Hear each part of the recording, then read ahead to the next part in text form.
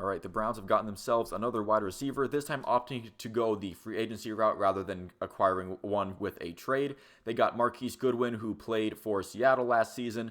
Normally with these rundowns for who the Browns are signing, I've kind of been looking at it a bit big picture of, here's who they signed, what this might mean for general roster construction and how the Browns plan to fill some of their holes. But with this one, I do feel like we can kind of get a more interesting look on how this could have some specific roster implications for next season. But first, a little bit more on the player that the Browns actually signed in Marquise Goodwin. He had 387 yards on 27 receptions, about a 14-yard average, and along with 4 touchdown receptions in about 12 games, I believe is what he played for with the Seahawks. So he's not headlining a wide receiver room. Obviously, he's been in the league for a while. It's not like he's entering his prime or anything, but he still has his speed, which is something that the Browns wide receiver room I think still needs, even with the acquisition of Elijah Moore. And he did have some standout games with the Seahawks. I don't think he's washed by any means, or he hasn't shown any signs of being washed anyways. And the Browns getting some burners at wide receiver with both this signing and the Elijah Moore trade that I've mentioned a couple times already do seem to implicate that this team looks like they're ready to think about the possibility of moving on from Anthony Schwartz. And honestly, I don't think he's done much to keep his roster spot intact, except for maybe having that promise of that top speed.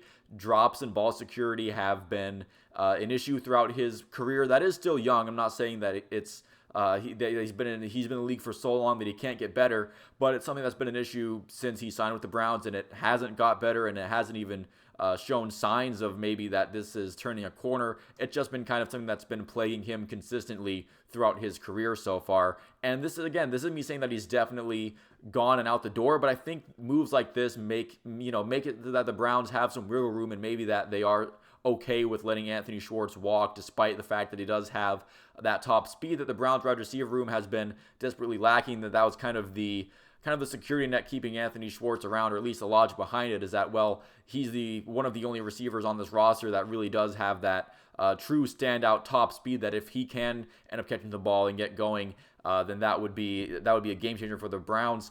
But I do feel like, thinking that, Schwartz can definitely turn this around and maybe he'll have an amazing camp and make this a really tough decision. That is definitely more based on wishful thinking than actual looking at the past evidence and using that to predict future results. Look, if the jet sweep was something that was still new and defenses didn't really know how to stop it at all, then Anthony Schwartz would be a deadly threat. But I mean, it can't just be gimmick plays and go routes for Anthony Schwartz. You do have to be able to, he needs to improve his route running. He definitely has to start catching the ball more. I mean, that's the long and short of it. And I don't know if it's just, I don't think this is a lack of reps thing. I think if he was showing signs of not being willing to improve, they probably would have cut him off by now. But it definitely seems like it might be, a little bit of something between the ears that, I'm not a sports psychologist. I don't know how to solve that kind of stuff. I'm not in Anthony Schwartz's mind or anything. So as far as that goes, I'm not really qualified to give out that kind of advice. And if he's not able to find whatever it is that he needs, then again, with his Marquise Goodwin acquisition and getting Elijah Moore, he might just be the odd one out, as far as, they already have guys who can be fast and catch the ball. And if Anthony Schwartz can't get the latter of those two together, then maybe think he's going to be out the door. And that's where I'm leaning toward what I think is going to happen in camp. I think Anthony Schwartz might not, last training camp in the preseason games were disastrous. He was still having issues with drops, and I think if that trend continues, I don't see him putting on a Cleveland Browns uniform for regular season games really all that much, barring a completely, disastrous injury scenario.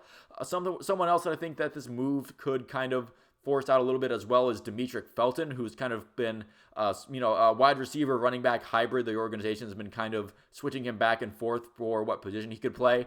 Now, if he's not able to play wide receiver, because the Browns do seem to be adding that as far as getting, they seem to be making that a point of emphasis on their acquisitions in free agency and with trades and maybe even in the draft. He could be, he could stick around as maybe the third running back behind Nick Chubb and Jerome Ford. Again, I'm not counting on Kareem Hunt being on the Browns roster this year. Doesn't seem like that's going to be a thing. Although the organization might try to fill that third string running back slot maybe in the draft or in a future free agent signing. I don't think Demetric Felton, just because he can then, move to running back, that doesn't mean his spot is secured or anything on this roster or on the Browns in general. Because honestly, Demetric Felton is somebody that they didn't really use a whole lot last year. And while he did have a couple of nice flash in the pan plays in his rookie season, you're going to have to show more than just something here or there in order to really become a consistent member of a 53-man roster throughout, an entire season. So that's just how I'm feeling with this acquisition right now. I do feel like it's interesting that the Anthony Schwartz, who has been much maligned by this fan base, I don't need to